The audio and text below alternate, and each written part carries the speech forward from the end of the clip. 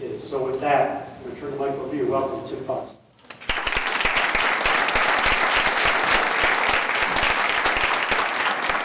Thank you, Brian, and thank you everyone for allowing me to be here today. My name is Tim Fox, and as you know, I'm running for Attorney General.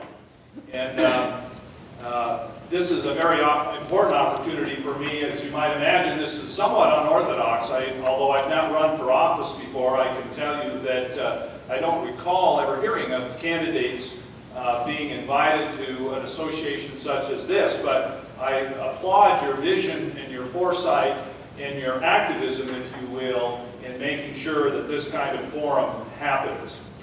You know, it's good to look across the room and see so many people that I know from the nonprofit community. As many as you know, I currently serve on the boards of several nonprofit organizations, including the Helena Symphony Orchestra, the Florence Crittenden Home, one of my personal favorites, and the Carroll College Saints Athletic Association. Through the years, I've also served on the board of the Billings Symphony and two Billings housing projects, one for disabled people and another for low-income people, and of course several other nonprofits through the years. Amy just mentioned that her friend is involved in Big Brothers and Sisters, and that's something I've been involved in as a big brother many years ago, and then subsequently as a contributor.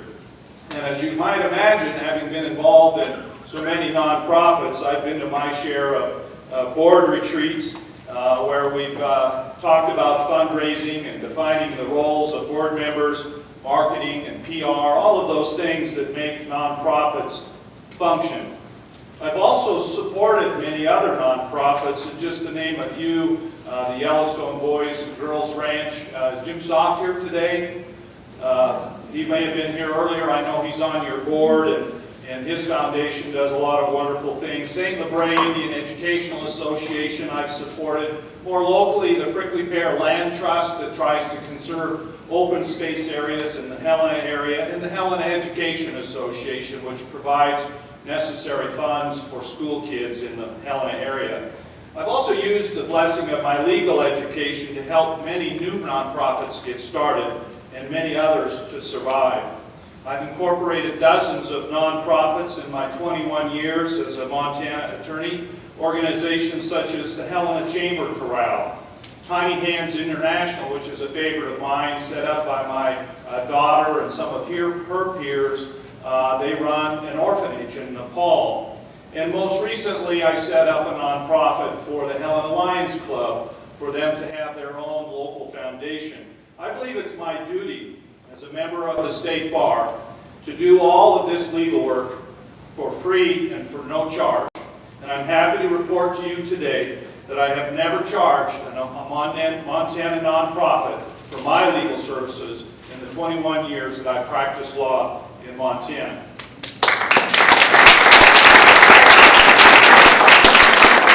It wasn't until I became a candidate for Montana Attorney General that I really came to know and understand what it's like to work for a nonprofit.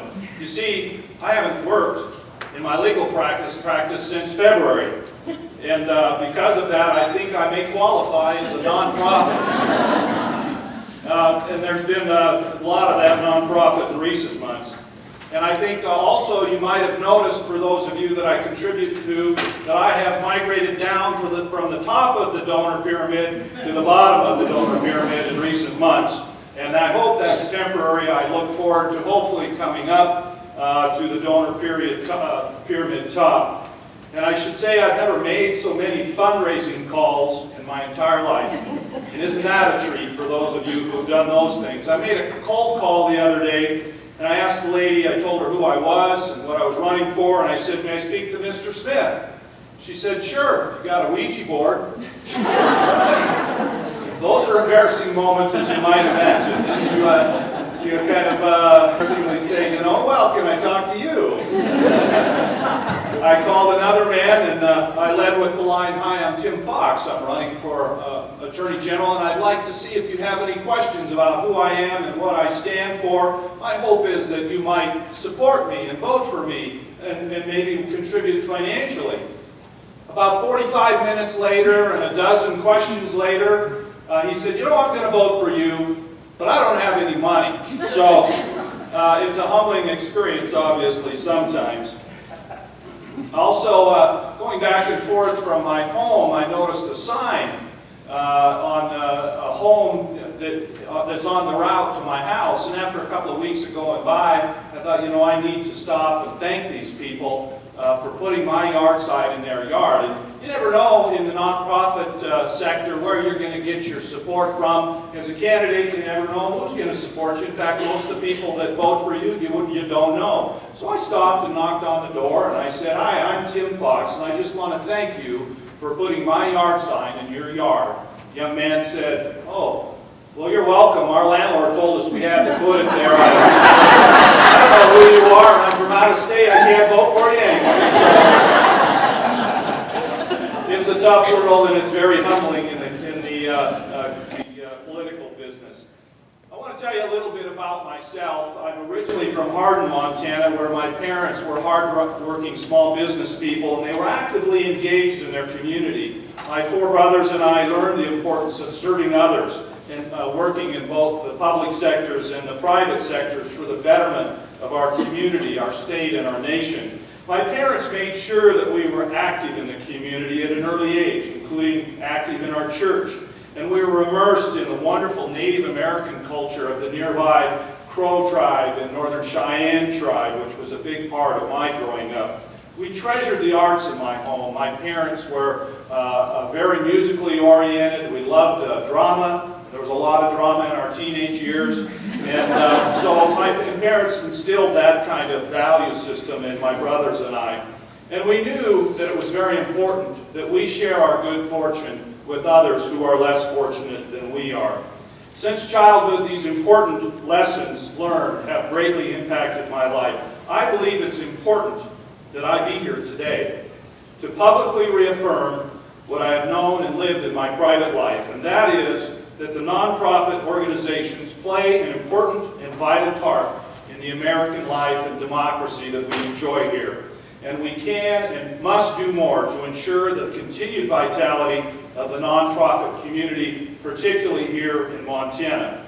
I am acutely aware of the growing disparity between the fundraising success of nonprofits in Montana and foundations in Montana as compared to those in some other states and other areas of the country. As a longtime member of many nonprofit boards and a frequent contributor to nonprofit organizations, I am also acutely aware of the difficulty in attracting dollars to worthy Montana charitable causes. I applaud the efforts of the Big Sky Institute for Advancement of Nonprofits and this association and its individual members in addressing the disparities in foundation grant-making and rural philanthropic divide states like Montana. As a statewide office holder and as the state's chief law enforcement officer, the Montana Attorney General has a unique and important role in assisting Montana nonprofit organizations. As you all know, the Montana Attorney General is charged with the responsibility of protecting the Montana consumer and of monitoring and supervising the financial integrity of charities incorporated in Montana. Under the Montana Nonprofit Corporation Act, it is the Attorney General who must supervise the orderly liquidation of those nonprofits who can no longer operate according to their charters and the law. But aside from enforcing the law and monitoring the very few bad actors in the nonprofit field, the Attorney General has other important roles to play with respect to assisting Montana nonprofits. Chief among those roles is speaking out about the importance of the nonprofit community in making Montana a better place to live. Whether it's in the fields of social services, environmental protection, the arts, assistance for the poor, or access to justice, I will continue